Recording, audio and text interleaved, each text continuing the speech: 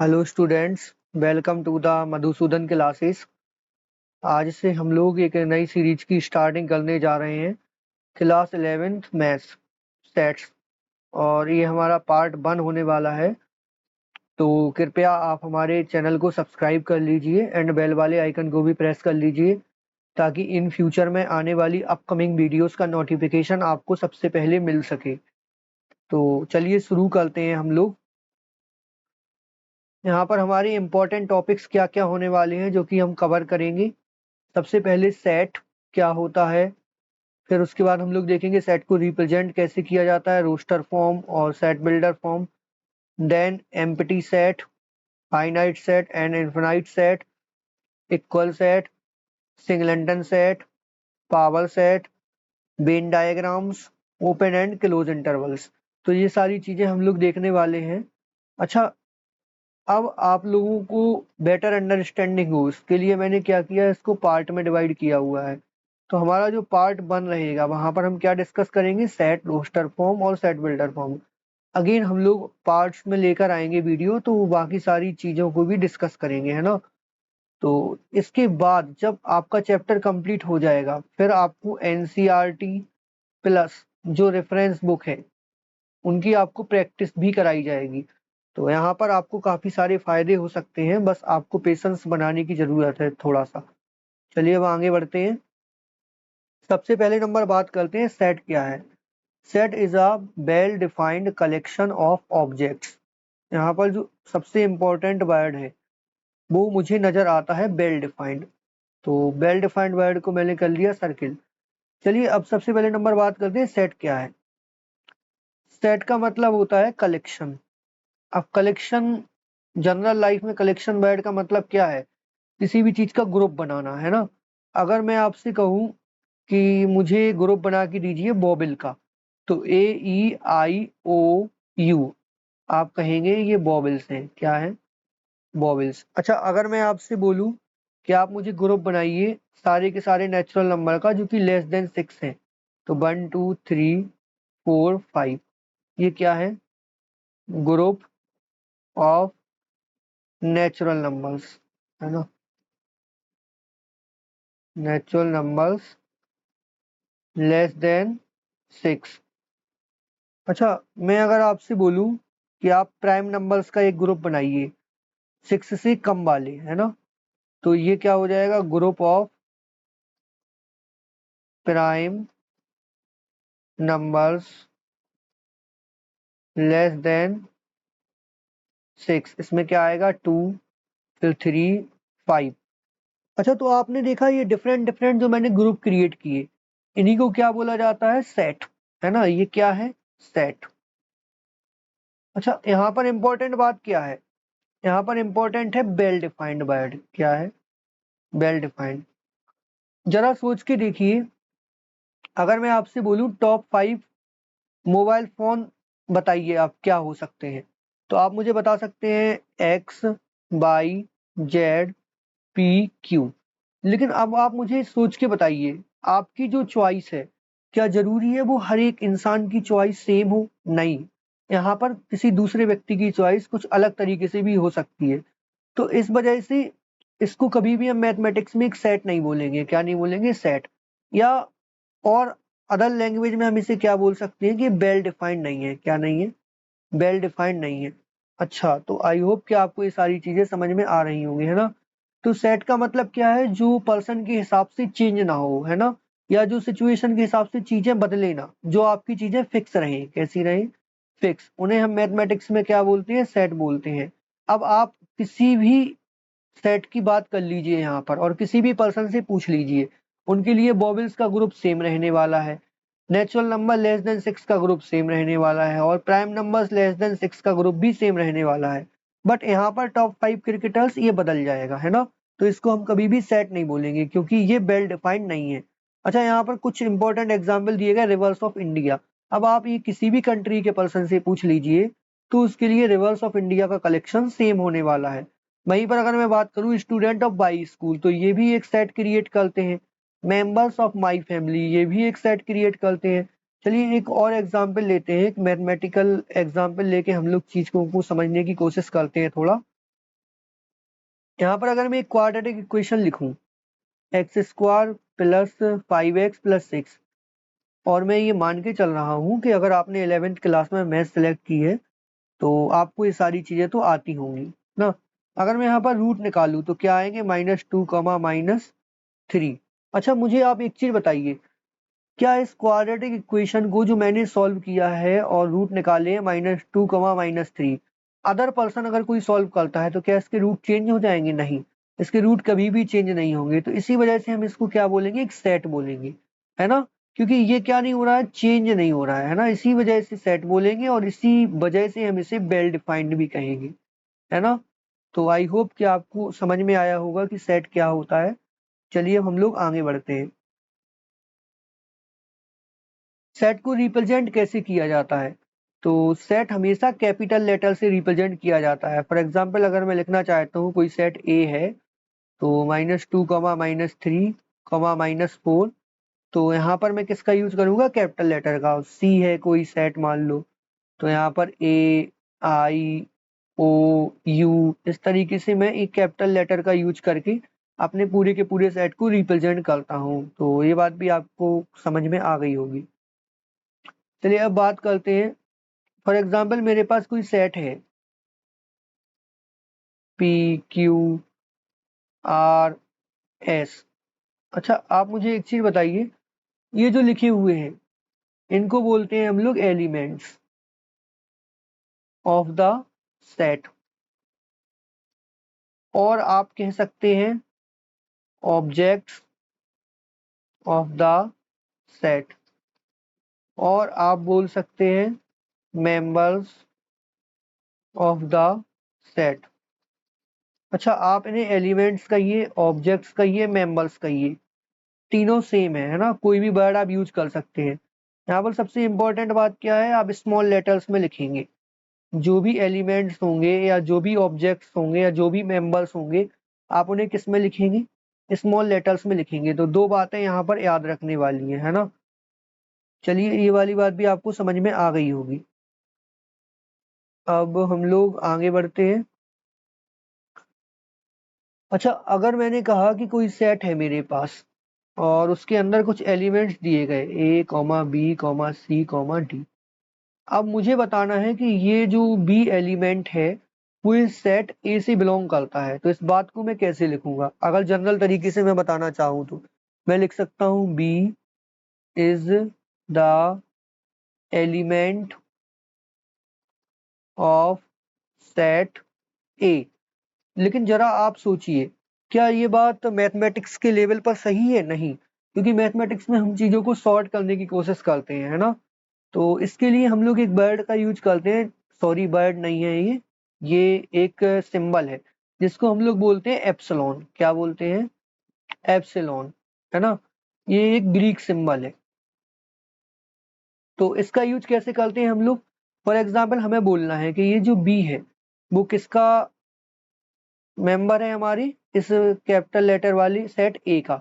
तो बस आप इसका एप्सिलॉन का साइन लगा दीजिए। तो ये वाला जो रिलेशन है ये क्या दिखा रहा है, बी बिलोंग्स टू ए।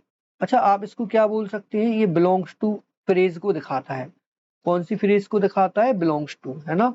तो इस एप्सिलॉन का मतलब आपको समझ में आया होगा। अगर मैं यहाँ पर लिखना चाहता हूँ सी, तो सी बिलोंग्स टू ए, है ना, इस तरीके से इसको पढ़ा जाता है।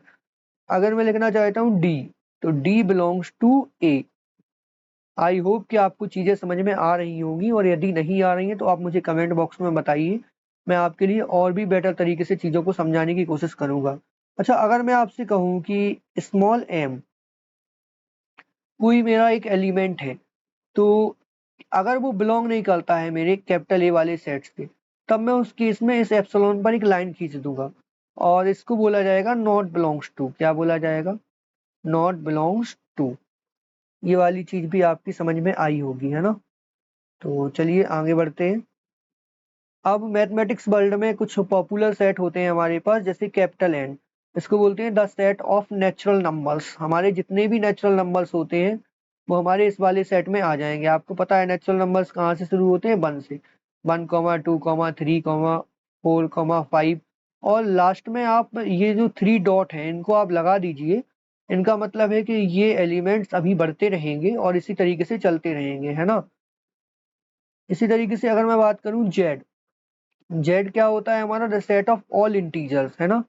तो यहाँ पर इंटीजर्स में क्या क्या आते हैं, 0, 1, 2, 3, 4 और यहाँ पर -1, -2, -3, इस तरीके से ये माइनस इन्फिनिटी से प्लस इन्फिनिटी तक, है ना।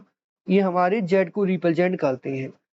इसी तरीके से अगर मैं बात करूं क्यू, क्यू क्या होते हैं हमारे रेशनल नंबर्स। आपको पता है रेशनल नंबर्स क्या होते हैं, ऐसे नंबर्स जो p अपॉन क्यू के फॉर्म में रिप्रेजेंट किए जा सकते हैं, जहां q नॉट इक्वल टू 0 होता है, उन्हें हम क्या बोलते हैं, रेशनल नंबर्स। तो रेशनल नंबर्स में हमारे काफी सारे नंबर्स आ सकते हैं, जैसे 4, 1, 2, इस तरीके से हम लोग चीजों को आगे बढ़ा सकते हैं, है ना। तो आई होप कि आपको ये सारी चीजें समझ में आ रही होंगी। चलिए इसके बाद में अगर बात करूं आर, आर क्या है हमारा, सेट ऑफ रियल नंबर्स। आपको पता है रियल नंबर्स क्या होते हैं, रेशनल नंबर्स और इरेशनल नंबर्स, इन दोनों को जब हम मिला देते हैं तब हमारा क्या बनता है, रियल नंबर्स बनता है। तो रियल नंबर्स में काफी सारे नंबर्स आ सकते हैं, पाई, 2/3, 4, 7/4, 9, है ना। इस तरीके से काफी सारे नंबर्स यहाँ पर हो सकते हैं। तो आई होप कि आपको ये सारी चीजें समझ में आई होंगी और आप यहाँ पर भी चीजों को देख सकते हैं, है ना। अच्छा, ये प्लस इन्फिनिटी में हम लोगों ने 3 डॉट लगाए, तो आप इस साइड भी 3 डॉट लगा सकते हैं, है ना। काफी सारे नंबर्स यहाँ पर हम लोग राइट कर सकते हैं। तो आई होप कि आपको ये वाली चीज समझ में आई होगी। चलिए अब हम लोग आगे बढ़ते हैं। देखिए अब सबसे इम्पोर्टेंट होता है methods of representing a set. Set को रिप्रेजेंट करने के कितने मेथड होते हैं, बेसिकली हमारे पास 2 मेथड है, जिसमें से हम पहले वाला मेथड देखने वाले हैं, रोस्टर और टेबुलर फॉर्म। अच्छा, रोस्टर फॉर्म में क्या होता है, इसमें हमारे सेट के जितने भी एलिमेंट्स होते हैं उसको हम ब्रेसेस के अंदर क्लोज कर देते हैं। ब्रेसेस क्या होता है, ये वाला जो ब्रैकेट है, इस सेकंड वाले ब्रैकेट को ही हम ब्रेसेस बोलते हैं। फॉर एग्जाम्पल हमने यहाँ पर एलिमेंट लिखे AEIOU और फिर हम इनको कॉमा से सेपरेट कर देंगे, क्या कर देंगे, कॉमा से सेपरेट कर देंगे। अच्छा, और एक ब्रेसेस में क्लोज कर देंगे। तो इस तरीके के रिप्रेजेंटेशन को हम लोग क्या बोलते हैं, रोस्टर या तो टेबुलर फॉर्म, है ना। अच्छा, यहाँ पर सबसे इंपॉर्टेंट बात क्या है, कोई भी एलिमेंट एक बार से ज्यादा रिपीट नहीं होगा।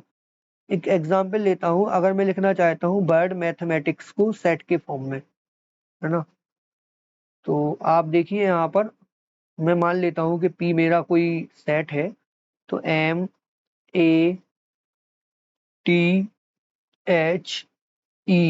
अच्छा, अगेन आप देखिए ये M और A फिर से रिपीट हुए हैं, है ना, और ये T भी रिपीट हुआ। तो ये जो रिपीट हो रहे हैं इनको हम लोग दोबारा नहीं लेंगे, यहाँ पर हम सीधा I लेंगे, फिर C लेंगे और फिर S लेंगे।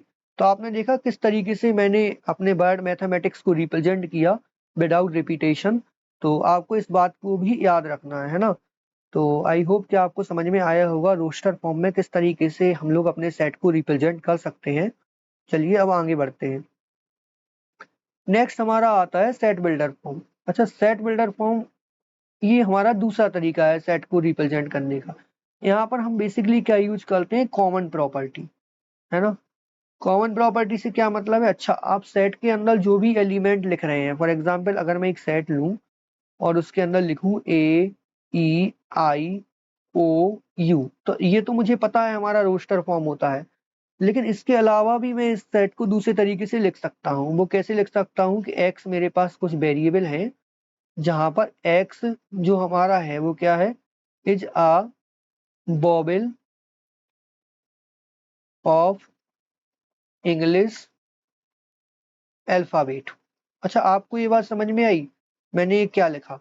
देखिए यहाँ पर मैंने हर एक एलिमेंट को रिप्रेजेंट नहीं किया, है ना, कॉमा से सेपरेट करके नहीं लिखा, बल्कि मैंने क्या किया, इन सब के पास एक कॉमन प्रॉपर्टी थी कि ये बॉबल है, तो मैंने बस इसकी कॉमन प्रॉपर्टी को यूज किया। अच्छा, इसी तरीके से अगर मैं आपसे बोलूं कि मेरे पास एक सेट है P और इस सेट में मेरे पास कुछ नंबर्स दिए गए हैं 2, 4, 6, 8 और मुझे इसको सेट बिल्डर फॉर्म में लिखना है, तो कैसे लिख सकता हूँ, देखो P, अब यहाँ पर x मेरे पास कुछ वेरिएबल है, जहां पर x क्या है हमारे पास, is a even prime number, even natural numbers, sorry prime नहीं है, नेचुरल नंबर्स, अच्छा, आपको ये बात पता चली लेस देन 10।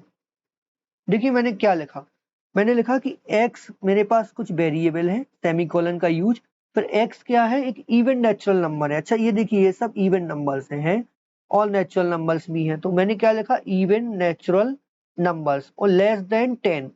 तो देखा आपने मैंने किस तरीके से इस वाले फॉर्म में से इसमें चेंज कर दिया।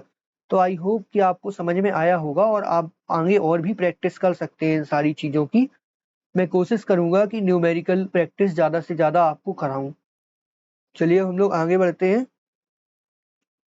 अब हमारे पास यहाँ पर कुछ एग्जाम्पल दिए गए हैं जहाँ पर मुझे रोस्टर फॉर्म दिया गया है और उसको सेट बिल्डर फॉर्म में चेंज करना है।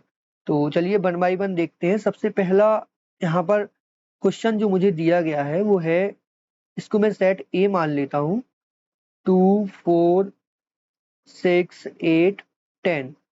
अच्छा यहाँ पर मुझे इसको सेट बिल्डर फॉर्म में रिप्रेजेंट करना है, तो मैं कैसे कर सकता हूँ, ए, मेरे पास x कुछ वेरिएबल है, सेमीकोलन लगाइएगा x, है ना। तो यहाँ पर मैं क्या लिख सकता हूँ, x is even natural numbers. x क्या है, इवन नेचुरल नंबर्स हैं, वो भी लेस देन 12। तो देखिए मैंने कितनी आसानी से इसकी एक कॉमन सी प्रॉपर्टी निकाल के लिख दी। और आप जरूरी नहीं है कि मेरी प्रॉपर्टी देख के ही आप लिखिए, अगर आपको और भी कोई कॉमन प्रॉपर्टी नजर आती है तो आप सेट बिल्डर फॉर्म में लिख सकते हैं। सेट बिल्डर का यही एक फायदा है कि जरूरी नहीं आप एज इट ए प्रॉपर्टी को कॉपी करें, हो सकता है आपको कुछ और भी नजर आ जाए। चलिए अब देखते हैं, मेरे पास कुछ यहाँ पर दिया गया है, सेट पी मान लेते हैं इसको, 2,3,5,7,11। इसको लिखने की कोशिश करते हैं। तो P मेरे पास एक सेट है जहां पर मैं मान के चलता हूँ x कुछ वेरिएबल है, तो x is a prime numbers. क्या है, प्राइम नंबर, ठीक है। x क्या है, लेस देन 13। ओके, x क्या है मेरे पास, यहाँ पर आ नहीं लगाऊंगा मैं, x is prime numbers, x prime numbers है ना, और वो भी कैसे है, लेस देन 13 है। तो आई होप कि आपको ये वाली बात समझ में आई होगी। तो अच्छा इसी तरीके से मैं आगे देखता हूँ। मेरे पास एक और एग्जाम्पल दिया गया है, जनवरी जून जुलाई। तो मैं मान लेता हूँ कि ये जो हमारा सेट है वो एम है और इसके अंदर कुछ एलिमेंट दिए गए हैं, जनवरी जून जुलाई। अच्छा यहाँ पर ये आपको पता है ये क्या है, मंथ के नेम है, ठीक है ना। तो इसको किस तरीके से हम लोग रिप्रेजेंट कर सकते हैं, सबसे पहले नंबर फिर वही कि एम को लिखेंगे, फिर यहाँ पर एक्स, फिर एक सेमीकोलन का यूज करेंगे, then again X is the name of months. ठीक, ठीक है ना, आपको ये वाली बात समझ में आ रही है, एक्स क्या है, नेम ऑफ मंथ्स है, where it starts from letter J. तो आई होप कि आपको समझ में आया होगा कि एक्स हमारा नेम ऑफ मंथ्स है जो किससे स्टार्ट होता है, हमारा लेटर जे से स्टार्ट होता है ना। अच्छा इसी तरीके से यहाँ पर कुछ वोवेल दिए गए हैं, तो आप इनकी भी प्रैक्टिस करने की कोशिश करिएगा। और अगर आपको ये वाले एग्जाम्पल समझ में नहीं आते हैं तो आप मुझे कमेंट बॉक्स में बता सकते हैं, मैं इनके भी सॉल्यूशन आपको अवेलेबल करा दूंगा।